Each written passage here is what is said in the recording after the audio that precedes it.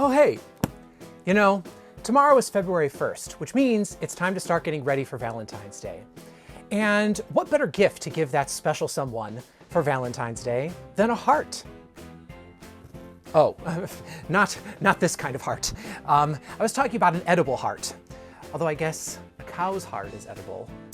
Well, anyway, that's not the type of heart I'm talking about. No, I'm talking about my red velvet heart cookies. These cookies are soft and moist, and they taste just like red velvet cake, with a little chocolate surprise in the center. So let's get into the kitchen and make the perfect Valentine's Day gift. Today on the Blue Wizard Bakes.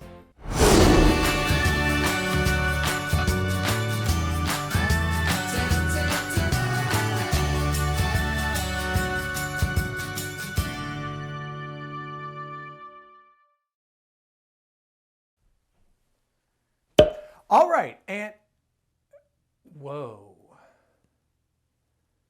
It's very not blue in here. I'm uncomfortable.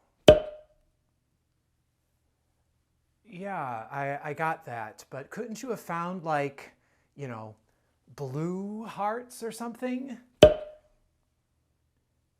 I realize that, and frankly, that's enough for one episode with the non-blue colors. Whatever. Anyway, I suppose it's fine for one episode. In order to start any baking recipe, we of course need to start by preheating our oven. Today, I will be preheating mine to 350 degrees. In addition to preheating our oven, we of course need to get all of our materials together in one place. This way we have everything we need, where we need it, and when we need it. So this way, the baking process goes a heck of a lot faster. Well, let's make some magic. Okie dokie, so let's jump into it. We're gonna start off with our dry ingredients. Inside of this medium-sized bowl, I have 2 1/4 cups of all-purpose flour. And to that, I am going to add in 1½ teaspoons of baking powder and just a pinch of salt. And then we're just gonna give that a nice little whisk together to make sure all the baking powder and salt have been evenly incorporated into the flour, and to make sure there's no lumps in the flour. All right, so that's the dry ingredients done. Let's move on to the wet ingredients. So inside of this tiny little container over here, I have 2 tablespoons of red food coloring. This is liquid red food coloring, not the gel. And then to that red food coloring, I'm going to add in 2 tablespoons of unsweetened cocoa powder. Mixing these 2 ingredients together is going to give our red velvet cake a nice, delicious, deep red color. Okay, so instead of being sort of like light and pinky, like you can get with a lot of times when you add red food coloring to things. And I'm just gonna take and mix that together to form sort of like a paste. This might take a second. The cocoa powder doesn't really like to mix with the food coloring, and so you have to give it a minute before it starts mixing in. But once it goes, it goes. All right, that seems pretty well mixed to me. And so now I've got my little red velvet paste over here. I'm gonna set that off to the side while I work on the rest of my wet ingredients. Inside of this large bowl, I have 12 ounces of cream cheese.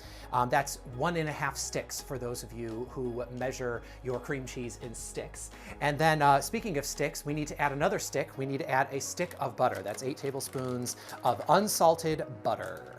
And yes, both of these have been softened very well. And now it's time for us to mix those 2 things together with our electric mixer. Nice that we have a little bit more blue here in this kitchen with all this red around.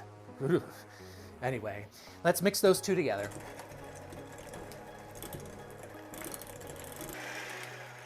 All right, so now that those 2 are well mixed together, it's time for us to start adding in our other wet ingredients. And the first of which is going to be 1 3/4 cup of granulated sugar.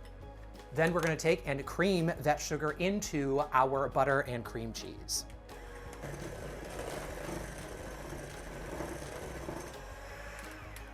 I can smell that cream cheese scent coming up off of this mixture, and that's great. The reason why I added cream cheese into this was because what is red velvet cake without cream cheese? I mean, come on, that's what makes it. Last but not least, we need to add in 1 egg. Woo, sort of shot out at me there. And a teaspoon of vanilla. And then mix it up.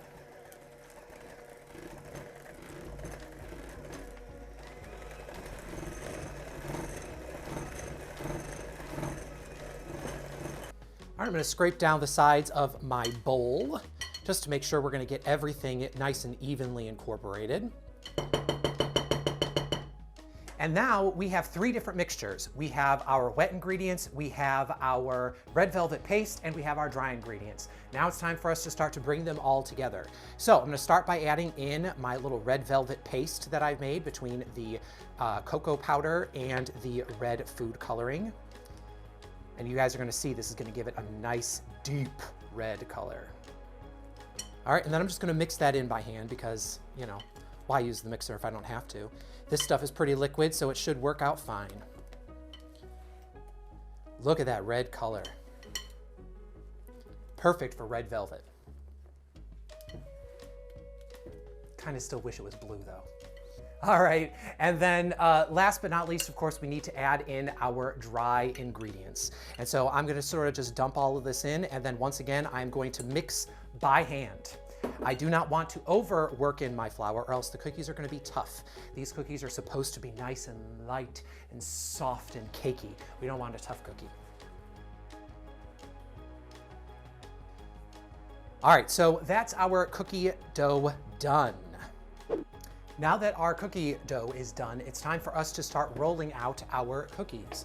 Now you might have noticed that that cookie dough is a little bit loose, okay, for making cookies, but that's okay because we're gonna firm these up in the refrigerator for a little bit. I'm going to first though, dole them out with my cookie scoop. The cookie scoop that I'm using here is actually a 3/4 ounce cookie scoop. It makes sort of a 1-inch sized dough ball. So I'm gonna start scooping these out and putting them onto a little plastic mat on a sheet pan. And then I'm going to refrigerate them after they're scooped out. This way, the refrigeration step is only gonna take 15 minutes. Now, if you don't have a cookie scoop, that's okay. You can still roll them into 1-inch balls, but you're gonna have to do it after the dough is firmed up. I'm afraid that if you don't dole them out first, that the cookie dough does have to sit in the fridge for about an hour in order to firm up to the consistency that you can roll them out. So that's why I like using the cookie scoop, because it gets me sort of ahead of the game and it only takes 15 minutes to chill. And then I get my cookies faster. Because who wants to have to wait for a cookie?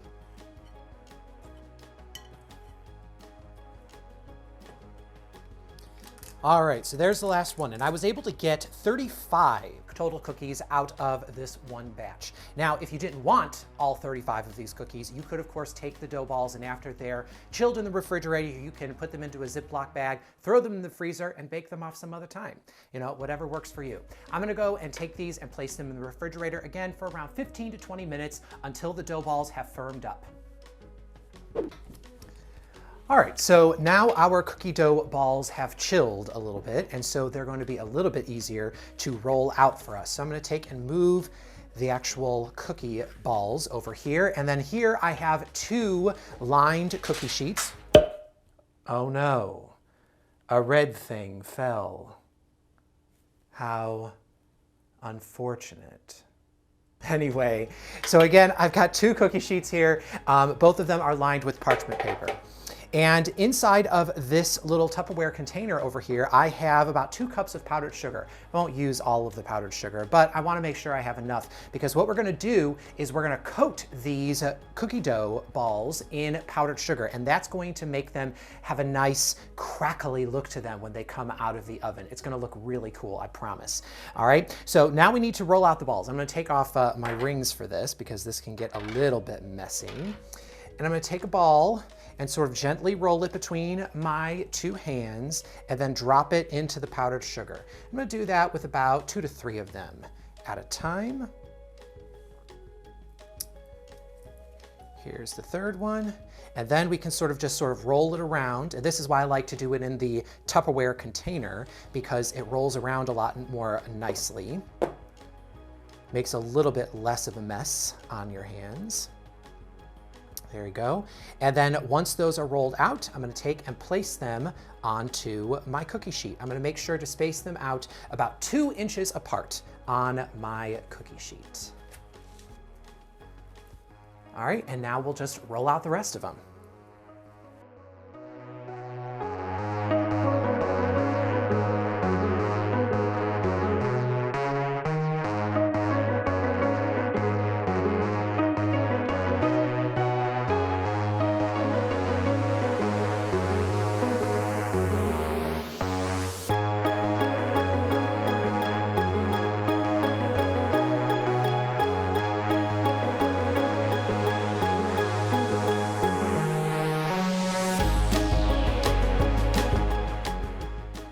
All right, so there's all of our cookies rolled and coated in the powdered sugar. So now it's time for us to take them and bake them.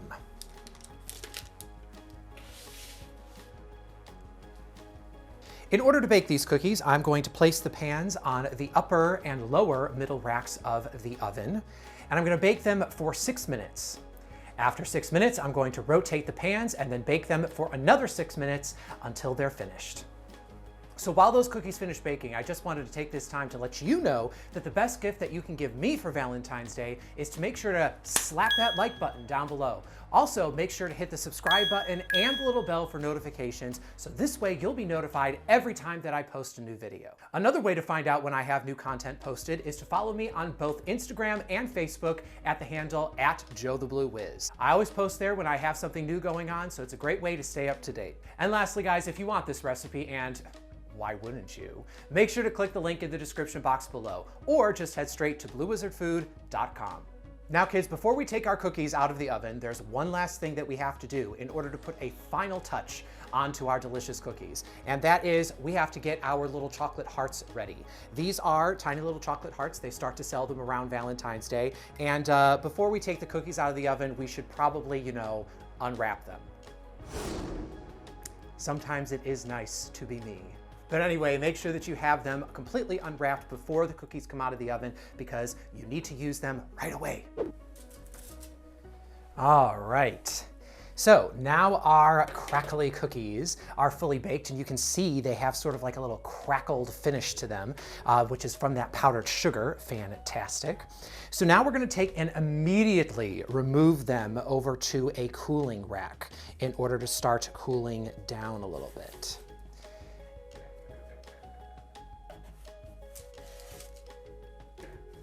And now for our chocolate, because who wants a Valentine's Day without chocolate? So we're gonna take our little chocolate hearts that we unwrapped, and we're gonna press them in, one to each cookie.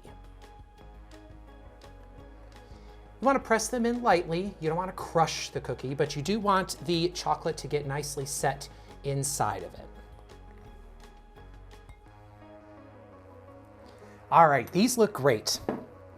Now, the tough thing about these cookies is that you do have to wait quite a while to eat them. Because even though the cookie part is probably fine to eat while it's still warm, what happens is that once you press that chocolate in, it starts to melt. And if you try to move the cookies too early before the chocolate has had a chance to firm up again, the chocolate starts to run everywhere and you lose that nice heart shape. So you need to wait until these are completely cool, till the chocolate firms up again, before you can move them and put them into a container or eat them or whatever the case may be. So I'm gonna bake off the last few of these cookies, and then I'll be back to have a taste once they are completely cooled. And there you have it. Our cookies have been completely cooled and the chocolate is nicely set. Our cookies are ready to taste. Of course not. That sounds like something a person who lacked self-control would do. I clearly don't have that problem. Well, anyway, it's time to take a taste.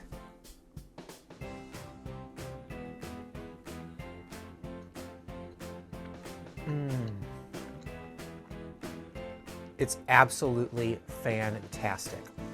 It tastes kind of like if you would have taken a red velvet cake and dipped it in chocolate. Ooh, that's not such a bad idea. Well, anyway, I guess that's a topic for another show. Oh, yum. Well, guys, I hope that you enjoyed this episode and that you really do try out this recipe. And let me know how it goes in the comments down below. I know for sure that these cookies will melt the hearts of anyone who you're trying to impress this Valentine's Day season. Well, that's all that I have time for here today on the Blue Wizard Bakes. Remember, kids, you don't have to be a professional chef or even a wizard in order to make magic in the kitchen. I hope that you know that all this stuff and like that crap in the kitchen, it's all going after Valentine's Day, right? No arguments. It's back to blue.